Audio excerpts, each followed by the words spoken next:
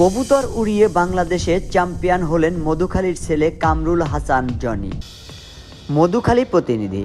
Bangladesh high flyer pigeon association কর্তৃক আয়োজিত সমগ্র বাংলাদেশে 7 মাস ব্যাপী সমষ্টিগত নক আউট পায়রা উড়ানো প্রতিযোগিতায় 2025 ষষ্ঠতম আসরে প্রথম স্থান অধিকার করেছেন ফরিদপুর জেলার মধুখালী উপজেলার বনমালদিয়া গ্রামের মৃত আব্দুল আওয়াল বেনু মিয়ার ছেলে মোহাম্মদ কামরুল হাসান জনি। এই প্রতিযোগিতায় সারা বাংলাদেশের কবুতর প্রেমীরা উন্নত জাতের হাই ফ্লাই কবুতর উড়িয়ে অংশগ্রহণ করে।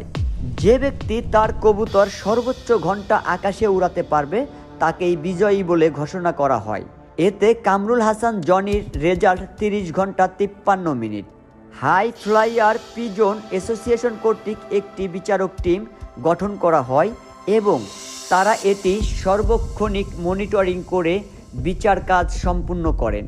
16 জানুয়ারি 2026 ইংরেজি রোজ শুক্রবার অনুষ্ঠিত জমকালোপূর্ণ অনুষ্ঠানটি আয়োজন হয় খুলনা প্রেস ক্লাবের শহীদ শেখ নাসের ব্যাংকুয়েট হলে। অনুষ্ঠানে প্রধান অতিথি হিসাবে ছিলেন police super PTC Tangail Mohammad Imamur Rashid. অনুষ্ঠানটির সভাপতিত্ব করেন এস.এম. শামসুর আরিফ, সভাপতি, Bangladesh high flyer pigeon association. এছাড়াও অতিথি হিসাবে উপস্থিত ছিলেন বিশিষ্টজন। অনুষ্ঠানে উপস্থিত ছিলেন সারা বাংলাদেশ থেকে আগত কবুতর প্রেমী ও কবুতর খামারিগণ। প্রধান অতিথি চ্যাম্পিয়ন কামরুল হাসান জনির হাতে বিজয়ী ট্রফি ও প্রাইজ মানি তুলে দেন।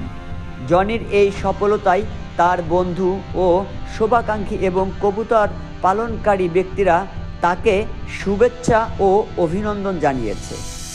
শফিক সাগর, BBC বাংলা টিভি।